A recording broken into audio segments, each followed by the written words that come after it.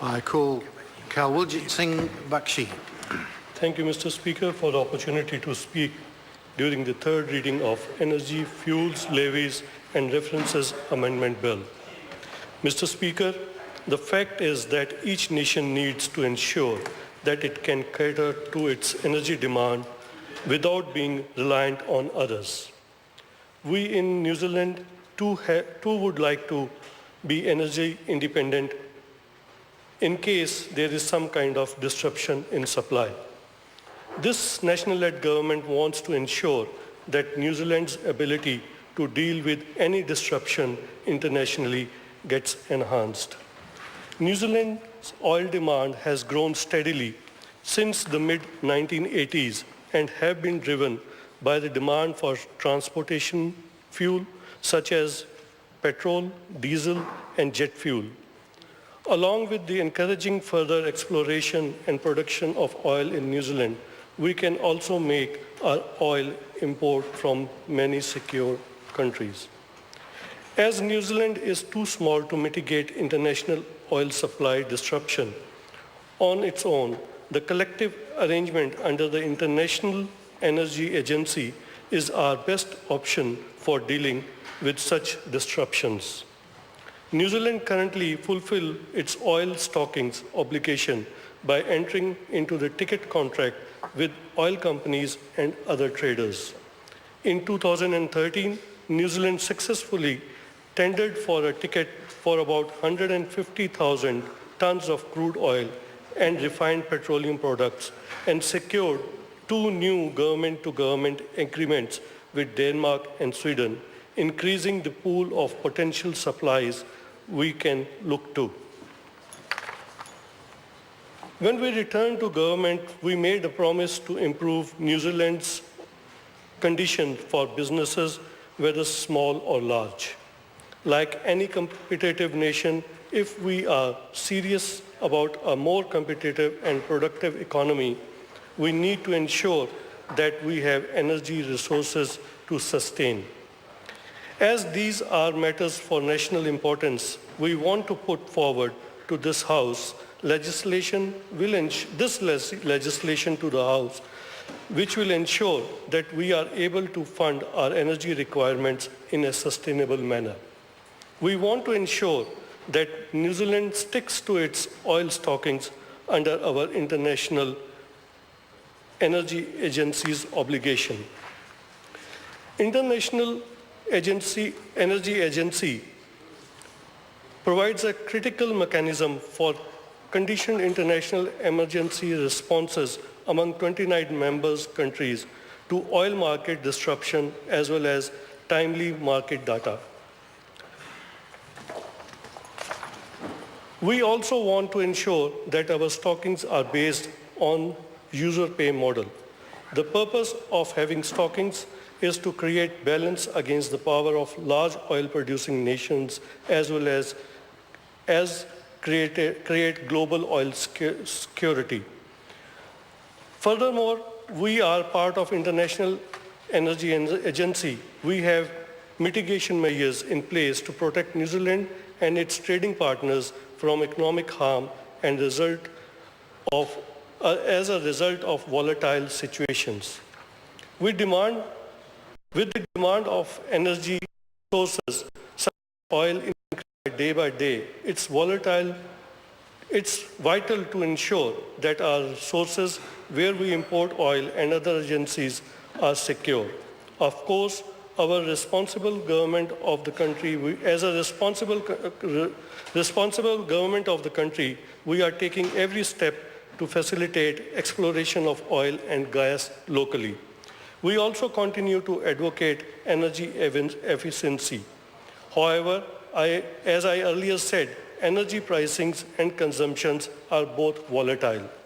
The current fuel monitoring levy charged by the government covers the cost of monitoring fuel quality and cost charged by the International Energy Agency.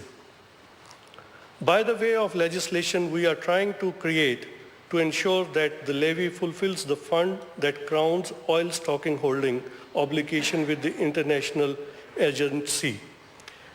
The purpose behind this, as mentioned earlier, as well as to create sustainable funding that is paid for by the users of the service. The large context is to fulfill New Zealand's financial commitments, ensuring global oil security. By doing so, we are securing constant supply of transport fuel.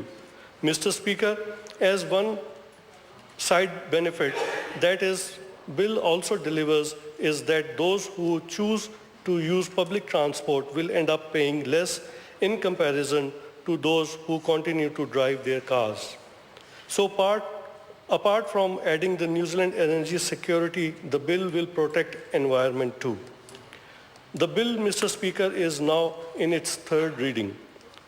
It was considered by the Commerce Select Committee, of which I am honored member of Commerce Select Committee. The committee has made minor amendments to the bill, which we firmly believe will help New Zealand. Mr. Speaker, one important point I would like to share here with those who may contemplate opposing this bill is that New Zealand is part of international community. By not complying with the International Energy Agency obligations, we are risking our reputation. Further, any nation, state, foreign policy is driven by the need of energy. Our decision needs to made keeping in mind our energy needs. By keeping us as part of international agreement, we are being realistic in recognizing that as small nation state, we may not be in position to mitigate any disruption in the international oil supply. However, by being a part of collective agreement, we have chosen that the best possible option of ensuring that we are able to meet our energy needs. Mr. Speaker, the need for the legislation arose from the 2012 review that this national-led government undertook. Based on the review, we decided that most cost-effective way for New Zealand to meet its obligation is to implement the users pay model.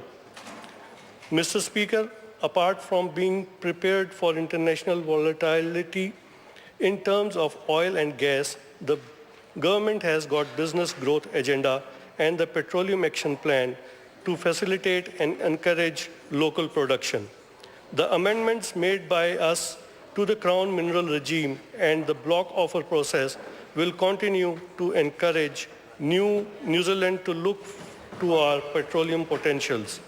This national-led government is committed to realizing our abundant energy resources potential to help our economy increase export and create jobs while ensuring we develop these resources in a safe and environmentally responsible way.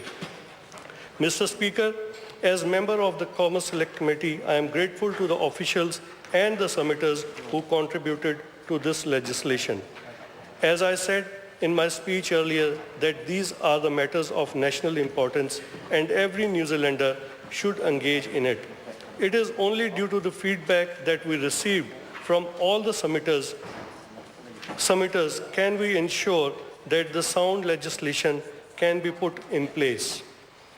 Finally, Mr. Speaker, all of us have said earlier, as well as this national-led government is serious about ensuring New Zealand, its economy and its people continue to grow and enjoy the lifestyle that we have always had.